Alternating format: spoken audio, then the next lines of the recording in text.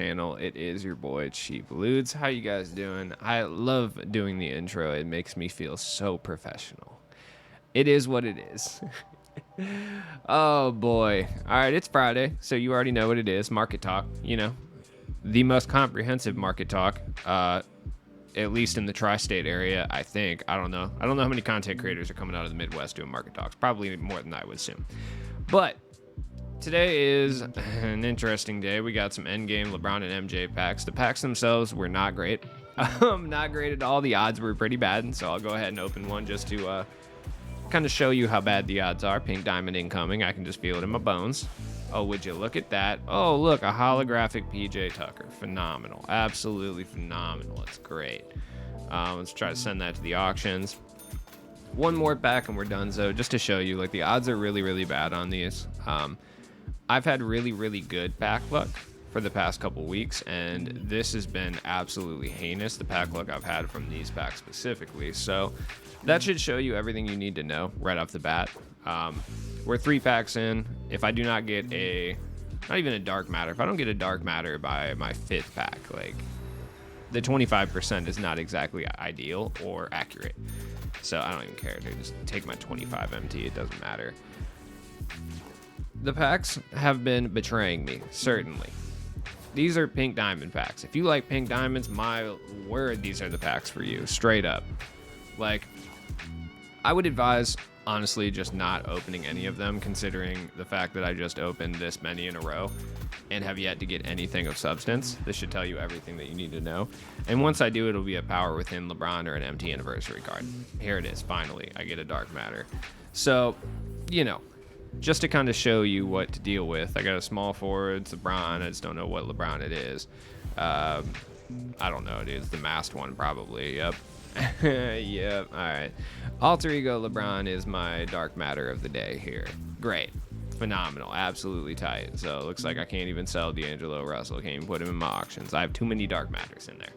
So now the one good thing about these packs is they've caused a lot of, previously unattainable guys to become very attainable for the average player. I mean, that's probably the only thing positive I can say about these endgame packs, being that we're getting 6 versions of each player. So let's look at some cards that I haven't covered market-wise yet. So we'll start with the LeBron and MJ guys.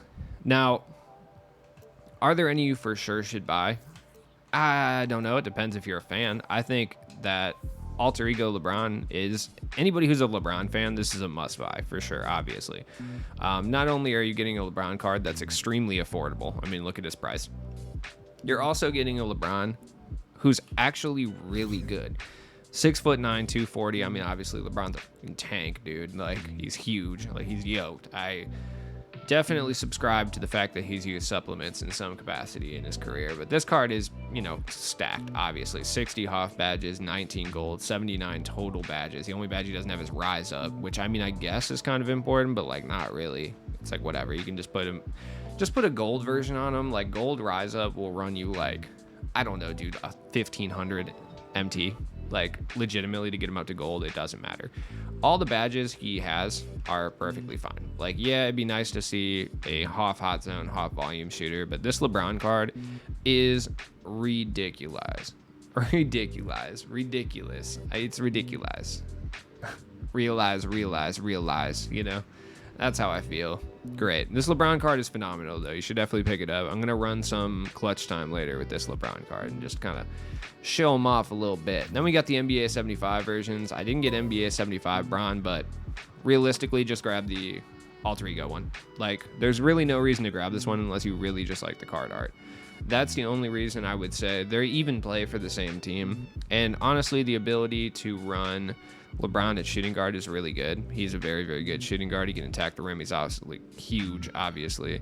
So there's really no reason to pick this one up unless, especially because they're the same price. And like I said, unless you're a collector or you just like the card art. Now, this MJ, on the other hand, is a different story. This Michael Jordan is so good. Like, I mean, obviously, we've heard about Michael Jordan all year, dude. You already know what it is. So many people used his hero version, and there's a reason for that. MJ is great. Dribble moves, just straight up cracked, dude. His jump shot, phenomenal. I really like MJ release, and I typically do, too. I think Jalen Johnson was the guy that had MJ released last year that I was like super high on, dude, honestly. Like, and I stand firm on MJ being one of the top shooting guards in this game. Most people will use him as shooting guard anyway. So the fact that you can get this card for 30K, absolutely no question, you need to go do that. I firmly believe that for the price tag he's going for, which is like 30,000 MT, you cannot get a better deal. Maybe on next gen you could argue T-Mac, but I think Michael Jordan is so much better on both gens that I actually think he's probably the better option. Kawhi's up there too for sure. Like Mystic Kawhi is definitely up there, but I think MJ brings you just a little bit more than Kawhi does. Like defensively, I feel like they're the exact same, like skill wise. But I think Michael Jordan's better movement wise, and he's just altogether just kind of a better player in general. Right. Obviously, you can just grab both. They're both the same price, but you know, it is what it is. Out of position, MJ is cheaper for sure. I'm not certain that you should pick him up at this stage. I mean, this card came out in March, and he's still very, very good. So, I mean, if you can get a badged out one, like this one's got 79 Hoffs and a hollow, and it's still going for a bit. So, I mean, if you have one of these badged up, you can still get a good, fair amount of MT for it.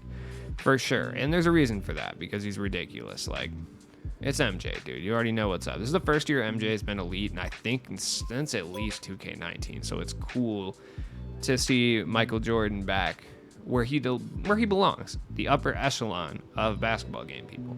Then we got the Invincible versions. Let me try to find MJ, dude. I think there's like a way these are sorted, but I don't know what it is. And I feel like people tell me what it is like every single week, and I just keep forgetting. LeBron Browns are pretty cheap. There's just really no point to picking up LeBron when Alter Ego LeBron is out there for like 30K MT, and he's literally the exact same as every single one of the Invincible ones. All three. It doesn't matter. Like, they're all the same. Literally. Now, there's this MJ. This MJ is actually a little bit cheaper than I had anticipated. I think the reason for that is just because I think a lot of people really do run MJ at the shooting guard, so it kind of is pointless to a certain extent to, bro, this fucking guy, dude. Rolling down my street, just blaring his little motorcycle. I hate motorcycles. I really do. I really had no issue with motorcycles before, but my God, living on this street, dude, I despise them with a burning passion. Anyways, MJ is good, and I mean, for about 300K, you can get one of, if not the best point guard in the game on current gen, and on next gen, just a very, very good shooting guard. It's really personal preference. I can't say for certain which one's the best or anything. I actually do think that this Michael Jordan is better than the endgame one, though. Like, that I will say for sure. Then we got both the LeBrons. Here's one of them. I mean, he's basically the same as the Alter Ego one, just with 5 more Hoff badges. It really doesn't matter. I really don't think it's worth picking him up personally. Then we got this Michael Jordan, once again, with the NBA 75 one having just 5 less Hoff badges. It's not really worth picking him up unless you just like the card art or whatever. Like, that's really the only thing I could say. Where's Shaq, dude? I knew I had Shaq. There we go. This LeBron is pointless. Do not buy this LeBron. There's really no point. Like I said, LeBron at power forward, you know, a couple months ago, maybe, but when you're running into Ralph Sampson and Taco every game, like, there's just no point to doing it. Unless you're a big Heat fan, you just want the Heat Bron. That's it. That's all you need. Now, endgame versions, I don't think are really worth it. Across the board, endgame cards seem to be down a bit. And the reason for that is people, I think, are just getting tired of it. Like, I think people are just getting sick of the endgame slog, dude. I mean, you're going to see, like, Yao Ming still up there, but this LeBron is somehow a million MT, and I'm being shocked that that's the case. Being he's just a small forward, power forward version. I mean, yes, he's got better dribble sigs and a better jump shot, but I'm shocked that he's as expensive as he is. I truly am. I did not think he was going to be that expensive. I should have known for sure, but this one makes sense. I figured point guard endgame LeBron Brown would be super expensive. This makes total sense to me. I have no beef with that. Jordan, I expected him to be expensive, but once again, not this expensive. Like, it's crazy that he is as expensive as he is. For sure, it's nuts. Especially when Jordan's release and Jordan's SIGs, I personally think are better than, not better than both these releases. Like, I think Jordan's release is very comparable to these two releases. I think it's that good. His dribble SIGs are better on his regular card than they are in the endgame card. A little bit less easy to use, certainly, but better, I think, all overall. I think Trey Escape over Curry Escape for sure this year, 100%. Now, I don't think too many other cards are really going to drop in price. I mean, Chet's still out here. If you want to pick up Chet, dude, there's still some Chets. You can make some MT if you want to dump a bunch of Hoff badges onto Chet Holmgren. Like, you can, for sure. One quick way to make MT, if you got the MT to originally do it and you got the badges to do it, honestly, grabbing this Michael Jordan and putting 80 Hoff badges on him will probably net you quite a bit of MT, straight up.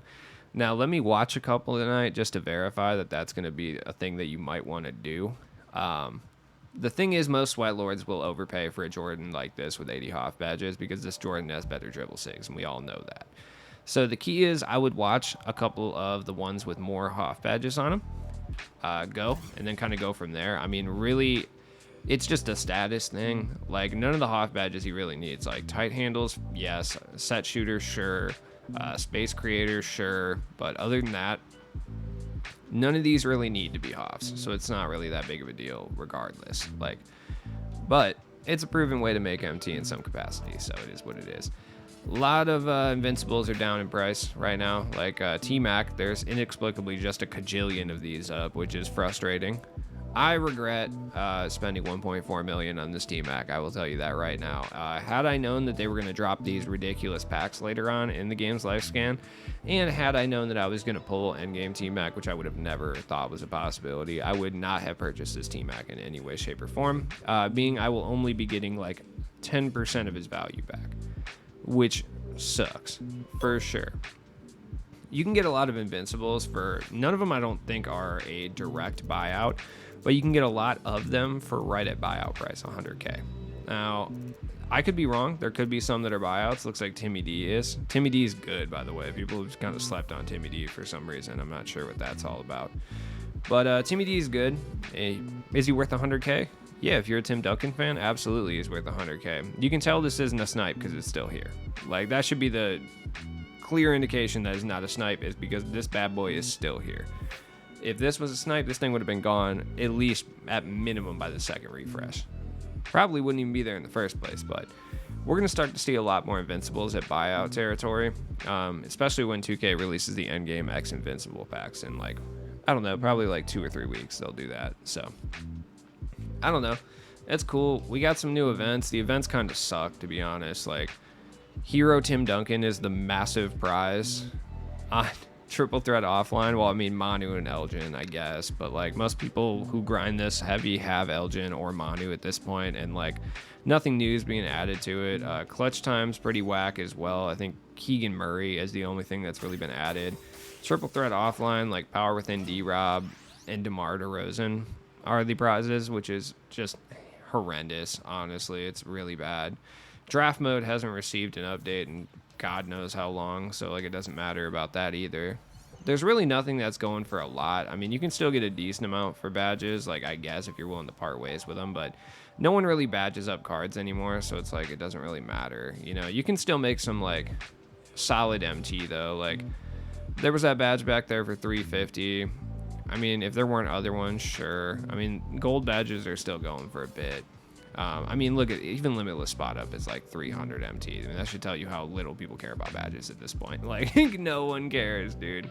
I mean, we're getting endgame cards. Like, no one's tripping about badges at this point. Sometimes during limited, you can get some cards, but that's about it. Speaking of limited, there is some MT to be made on certain limited cards.